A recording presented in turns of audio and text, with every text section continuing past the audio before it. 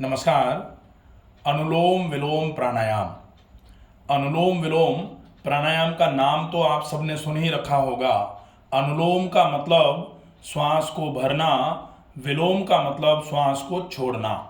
अर्थात अनुलोम विलोम तो सब कुछ ही है। श्वास को जब भी हम भरते और छोड़ते हैं तो अनुलोम विलोम ही कर रहे होते हैं। लेकिन जब इसी अनुलोम विलोम को हम बाईं नासिका से ही करते हैं, बाईं से ही श्वास भरें, बाईं से ही छोड़ें, तब नाम हो जाता है बाएं मतलब चंद्र, तो चंद्र अनुलोम विलोम। सूर्य से जब श्वास को भरना और छोड़ना होता है तब नाम हो जाता है सूर्य अनुलोम विलोम। भेदी का मतलब होता है आप चंद्र से श्वास को भरें, बाईं नासिका से श्वास को भरें और भेद करके दाईं नासिका से श्वास को छोड़ें, तब हो जाएगा चंद्र भेदी। और सूर्य से भरकर भेदा जाएगा तब हो जाएगा सूर्य भेदी। आज हम बात करेंगे नाड़ी शोधन अनुलोम विलोम के बारे में। नाड़ी शोधन अनुलोम विलोम जिसमें अल्टरनेट नॉस्ट्रल ब्रीदिंग होता है। नाड़ियों की शुद्धि के लिए सबसे बढ़िया प्राणायाम है ये, और एकमात्र ऐसा प्राणायाम जिसका कोई नुकसान नहीं है। किसी भी रोग में इस प्राणायाम को जितने कम से कम समय से शुरू करके मैक्सिमम जितना समय आप इसको कर सकते हैं, ये आपको लाभ ही देगा। इस प्राणायाम को अगर आप चाहें तो 40, 45, 50 मिनट तक लगातार किया जा सकता है, जिससे आपके पूरे शरीर में पूरे शुद्ध वायु का संचार होगा। अशुद्ध वायु शरीर से पूरे तरीके से निकल करके बाहर हो जाएगी। चूंकि ये अल्टरनेट नॉस्ट्रल ब्रीदिंग है तो बाईं नासिका से श्वास भरते हैं, दाईं से छोड़ते हैं, दाईं से भरते हैं और बाईं से छोड़ते हैं, तो ये गर्मी और सर्दी को बैलेंस करने का काम भी करता है। ये दोष को सम कराने का काम भी करेगा। कहा जाता है सम दोषः। अगर आपको स्वस्थ रहना है तो दोष आपके सम होने चाहिए। और ये भी कहा जाता है कि दोष साम्य आरोग्यता। दोष अगर सम रहेंगे तो ही आपका शरीर आरोग्य रहेगा।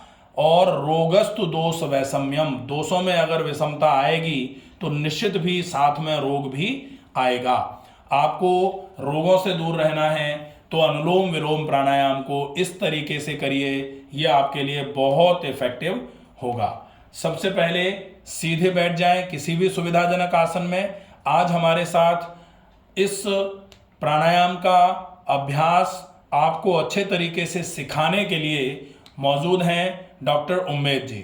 ये आपको बताएंगे कि आपको नाड़ी शोधन अनुलोम विलोम किस तरीके से करना चाहिए। सीधे बैठना है, कमर, रीढ़, गर्दन और सिर सीधी रेखा में, दोनों हाथ घुटनों पर, हथेलियां आसमान की ओर।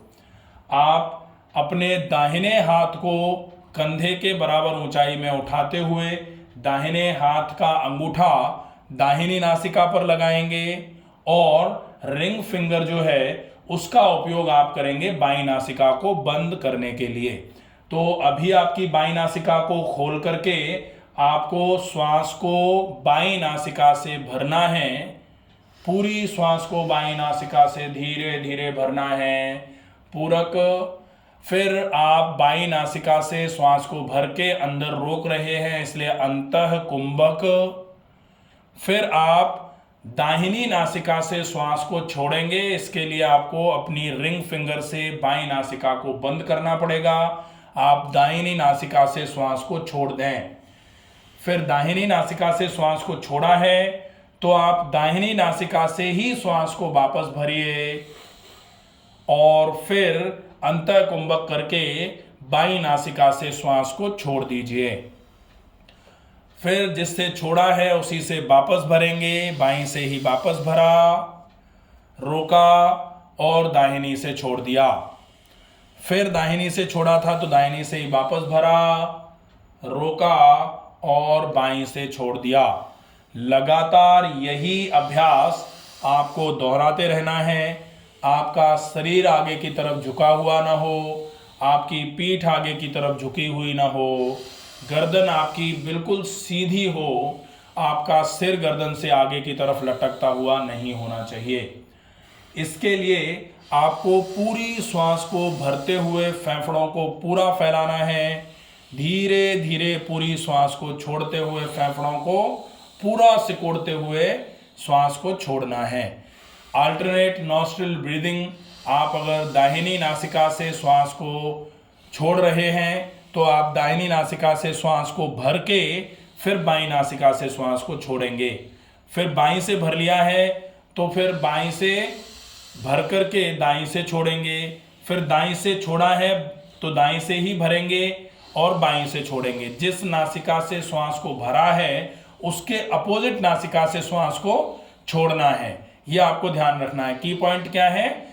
जिससे श्वास को भरा है उससे अपोजिट नासिका से श्वास को छोड़ना है, और जिस नासिका से श्वास को छोड़ दिया है वापस उसी नासिका से श्वास को भर के अपोजिट से छोड़ना है।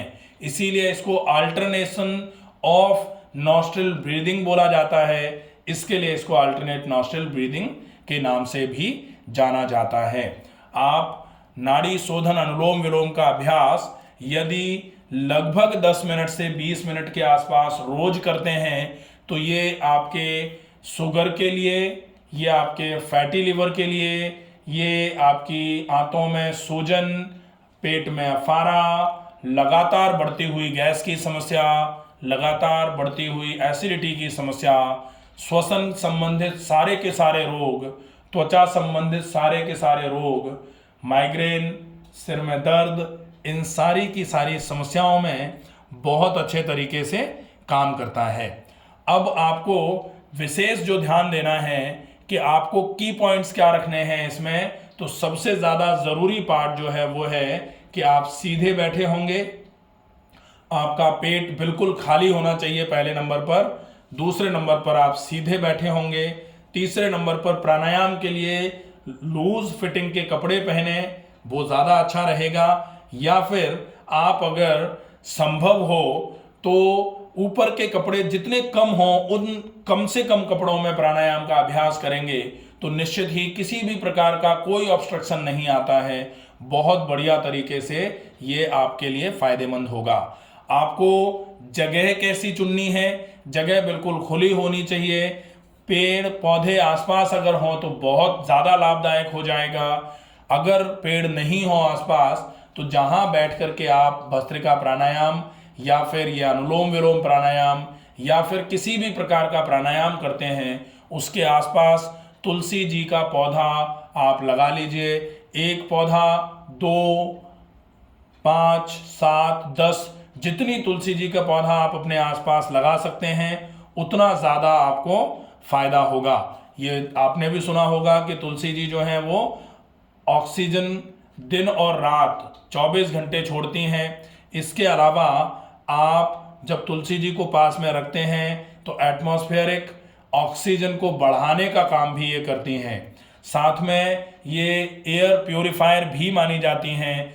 जहाँ पर तुलसी जी का वास होता है वहाँ पर अच्छी मात्रा में ऑक्सीजन भी मिलती है। इसलिए आप अपने कॉरिडोर में या फिर घर के मेन द्वार पर या जहाँ छत वगैरह है वहाँ अगर आप बैठ के करते हैं तो वहाँ 5, 7, 10 गमलों में तुलसी जी को लगाइए। और वैसे भी कहा जाता है कि घर घर तुलसी हर घर तुलसी। तुलसी जी का हर घर में होना इसीलिए स्वास्थ्य और समृद्धि का प्रचायक माना जाता है, परिचायक माना जाता है, क्योंकि तुलसी जी जहाँ रहेंगी वहाँ स्वास्थ्य प्रदान करती रहेंगी क्योंकि ऑक्सीजन ज़्यादा मात्रा में मिलेगा वहाँ। तो ये चीज़ें आप ध्यान में रखें। उसके साथ में आप इस प्राणायाम का अभ्यास करिए। निश्चित ही आपको बहुत सारे रोगों में बहुत अच्छा लाभ मिलेगा। आशा है ये वीडियो आपको समझ में आया होगा। अनुलोम विलोम प्राणायाम करने का तरीका आप पूरे तरीके से समझे होंगे। अगर आपको ऐसा लगे कि इस वीडियो को ज़्यादा से ज़्यादा लोगों तक पहुंचाने से लोग और अच्छे तरीके से इस प्राणायाम का अभ्यास पूरे तरीके से कैसे करना है, क्या प्री ऑपरेटिव है जब आप प्राणायाम करने के लिए तैयार हो रहे हैं उससे पहले क्या करना चाहिए, ऑपरेटिव में प्राणायाम करने में आपको क्या करना चाहिए, और प्राणायाम करने के तुरंत बाद अगर संभव हो जाए तो आप थोड़ी देर के लिए शवासन का अभ्यास आवश्यक रूप से कर लीजिए। तो ये पूरा का पूरा जो पैटर्न है अगर वो आप अच्छे तरीके से फॉलो करेंगे तो निश्चित ही आपको बहुत अच्छा स्वास्थ्य लाभ होगा। आशा है आप अच्छे तरीके से इसका फॉलोअप करेंगे और इसको करके पूरे तरीके से स्वस्थ और सुरक्षित रहेंगे। धन्यवाद।